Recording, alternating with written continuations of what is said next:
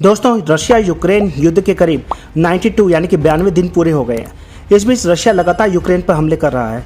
रूसी राष्ट्रपति युद्ध से कदम पीछे खींचने को तैयार नहीं है। इस युद्ध के दौरान पूरी दुनिया बदल चुकी है और अब यह युद्ध वर्ल्ड वॉर की तरफ तेजी से बढ़ता दिख रहा है। इस बीच रशिया के राष्ट्रपति पुतिन का एक सीक्रेट प्लान भी सामने आया है। इस प्लान की जानकारी उनके सबसे करीबी दोस्त ने दी है। रशिया के राष्ट्रपति व्लादिमीर पुतिन प्रोजेक्ट यूरोप पे काम कर रहे हैं और पुतिन के इस प्लान को प्रोजेक्ट यूरोप नाम खुद यूक्रेन के राष्ट्रपति जेलेंस्की ने दिया था। इसमें पुतिन का पहला प्लान यूक्रेन पर विजय हासिल करने का था और उसका यह प्लान काफ़ी हद तक पूरा होता भी दिख रहा है। इसके साथ ही अब उनकी नज़र पोलैंड पर भी बताई जा रही है और पोलैंड से जो खबर आ रही है उसके मुताबिक पुतिन का नया लक्ष्य यही देश हो सकता है। तो अब पोलैंड भी रशिया के खिलाफ तैयारी कर रहा है। दरअसल रशिया और यूक्रेन के बीच जारी जंग से यूक्रेन का पड़ोसी मुल्क पोलैंड काफ़ी डरा हुआ है। पोलैंड में यूक्रेन के राजदूत का कहना है कि पोलैंड खुद को रूसी हमले के लिए तैयार कर रहा है। पोलैंड के डिफेंस मिनिस्टर ने अमेरिका से नए पैट्रियट डिफेंस सिस्टम की मांग कर दी है। पुतिन के वफादार रमजान कादिरोव ने यह भी कहा है कि पोलैंड को सबक सिखाने के लिए रशिया को सिर्फ 6 सेकंड चाहिए। अब हथियारों की कमी की बात भी सामने आ रही है। इस बीच यूक्रेन वार को लेकर कई डेवलपमेंट सामने आए हैं। डोनबास रीजन से जेलेंस्की के लिए बहुत बुरी खबर आई है। ईस्टर्न यूक्रेन के लीमन इलाके पर रशिया का कंट्रोल हो गया है और इन इलाकों का नाम सेवरोडोनेस्क, बाखमुत और एडिविंका है। रूसी सेना यहां जीतती हुई दिख रही है। ऐसे में यूक्रेन के पास हथियारों की कमी भी हो रही है। इस कारण यूक्रेन के सैनिक अब रूसी सैनिकों का मुकाबला नहीं कर पा रहे हैं। इसे विशेषज्ञ अब सवाल पूछ रहे हैं कि क्या यूक्रेन युद्ध के खत्म होने का समय आ गया है।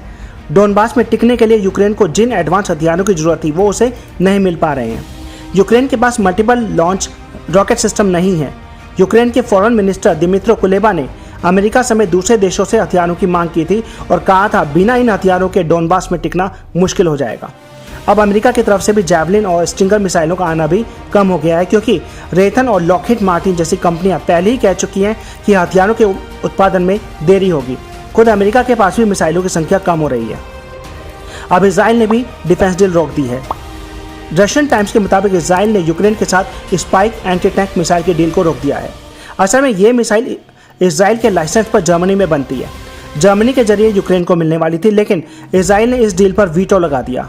उसने कह दिया है कि अगर इजरायली मिसाइलों से रूसी सैनिकों की मौत हुई तो फिर मॉस्को और इजराइल के संबंध खराब हो जाएंगे। इस बीच यूक्रेनी सेना की इंटेलिजेंस ने दावा किया है कि रशिया के 60% जंगी हथियार खत्म हो चुके हैं। रशिया जल्द इसकी भरपाई नहीं कर पाएगा। रशिया का इरादा युद्ध को लंबा खींचने का दिख रहा है। उसने फौज में भर्ती के अपर एज लिमिट को भी खत्म कर दिया है।